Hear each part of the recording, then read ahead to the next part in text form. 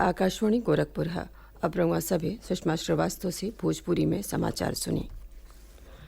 प्रधानमंत्री नरेंद्र मोदी लोगिन से अंगदान बदे आगे अइले क अपील कइले हउवे। आकाशवाणी से मन की बात कार्यक्रम क 99वीं कड़ी में आज उहाँ के कहले कि अइसन जरूरतमंद लोगिन के संख्या बहुत ज्यादे बाटे जौन लोग अंगदान के इंतजारी कइ रहल हउवे। प्रधानमंत्री ये बात पर संतोष जतौले कि केंद्र सरकार अंगदान बदे देश में एक समान नीति ले अइले पर कार्य कर रहल हउवे।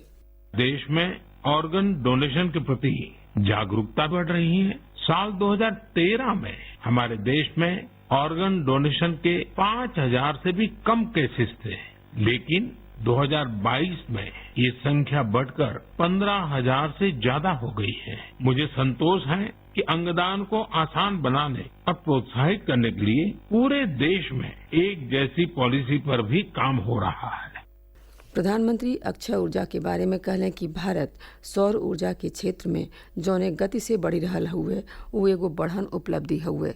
उहाँ के कहलें कि सौर ऊर्जा और नवीकरणीय ऊर्जा के क्षेत्र में भारत क असाधारण सफलता दुनिया भर में चर्चा का विषय हउवे।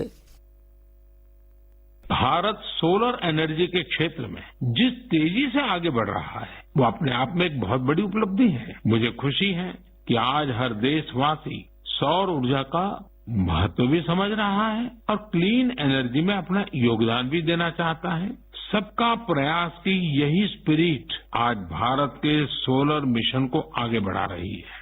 प्रधानमंत्री नवरात्र के मौका पर कई गो प्रमुख महिला लोगिन के चर्चो कैलें। उहाँ के कहलें कि नया भारत के निर्माण में स्त्री शक्ति का बढ़न भूमिका हुए। उहाँ के कहलें कि फिलहाल में कई गो ऐसन उदाहरण सामने आयल हुए जब महिला लोग भारत के सपना की नया ऊर्जा देहले हैं। प्रधानमंत्री एक भारत श्रेष्ठ भारत के संबंध में काशी तमिल संगमम के चर्चा करत बतौलें कि एकता के भावना के केंद्र में रखी के 17 से 30 अप्रैल ले गुजरात के अलग अलग हिस्सा में सौराष्ट्र तमिल संगमम के आयोजन कइल जाई। प्रधानमंत्री कहलें कि देशवासियन में 30 अप्रैल के प्रसारित होखे वाले मन की बात कार्यक्रम के 100वीं कड़ी के लेके बहुत ज्यादा उत्साह बाटे। उहाँ के 100वीं कड़ी खातिर लोगिन से सुझाव और विचार भेजले का आग्रह कइलें।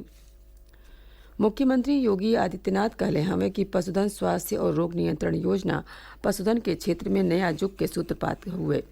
वहाँ के कहलें कि 520 मोबाइल वेटनरी वैन आज से प्रदेश के सज्जो जिलन में पशुपालकन खातिर उपलब्ध रही।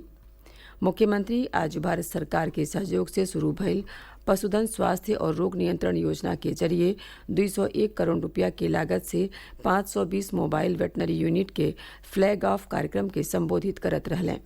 वहाँ के कहलें कि बहुत जानवर बीमार होले बाकिर उन्हें समय पर इलाज नहीं मिल पावेला। दुर्घटना के शिकार भइल गोवंश समय से डॉक्टर के लगे नहीं पहुँच पावेले। मोबाइल वेटनरी यूनिट से सज्जो पशुअन के इलाज समय से संभव हो पाई। ये योजना वास्तव में उत्तर प्रदेश के पशुधन संरक्षण और संवर्धन के नया अध्याय का शुरुआत हुए। श्री योगी कहलें कि पिछला 6 साल में हमार सरकार गोवंश के संरक्षण और संवर्धन में कई गो कोशिश कैले हुए। अन्नदाता किसानन के जिंदगी में बदलाव होखे, उनकर आमदनी बढ़े, एकरे खातिर तक कोशिश भइबे कइल। सतही किसानन के फसलों के सुरक्षित रखे बदे प्रदेश के पशुधन विभाग की ओर से कई गो कार्यक्रम शुरू कैल गयल हुए जौने क लमहर श्रृंखला बाटे। ए मौका पर केंद्रीय पशुधन मत्स्य और डेयरी मंत्रालय का मंत्री पुरुषोत्तम रूपाला कहलें कि पशुअन के स्वास्थ्य खातिर शुरू कैल गयल मोबाइल वेटनरी यूनिट प्रधानमंत्री नरेंद्र मोदी का महत्वपूर्ण फैसला हो। ये योजना पशुअन का वेदना समझ ले और दूर करे खातिर हुए।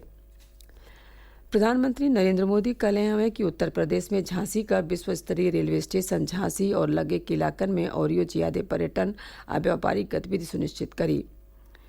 झांसी से लोकसभा सांसद अनुराग शर्मा के ट्वीट में प्रतिक्रिया देत प्रधानमंत्री कहलें कि देश भर में अत्याधुनिक स्टेशन बनौले के कोशिश में ये एगो महत्वपूर्ण कदम हुए। झांसी से लोकसभा सांसद अनुराग शर्मा प्रधानमंत्री के बुंदेलखंड के लोगिन खातिर झांसी रेलवे स्टेशन के विश्व स्तरीय बनौले का मंजूरी देहले पर धन्यवाद देलें। वहाँ के रेल मंत्री अश्विनी वैष्णव का आभार जतौली। केंद्र सरकार अपने कर्मचारियन और पेंशन पावे वाले लोगिन का महंगाई भत्ता 4% बढ़ा देले हुए। केंद्रीय कर्मचारियन और पेंशन पावे वालन का महंगाई भत्ता बढ़ के अब 42% हो गए हुए।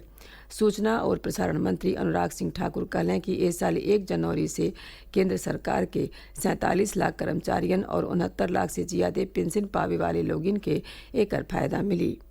एकरे साथ ही भोजपुरी समाचारन का ई बुलेटिन पूरा भइल। नमस्कार।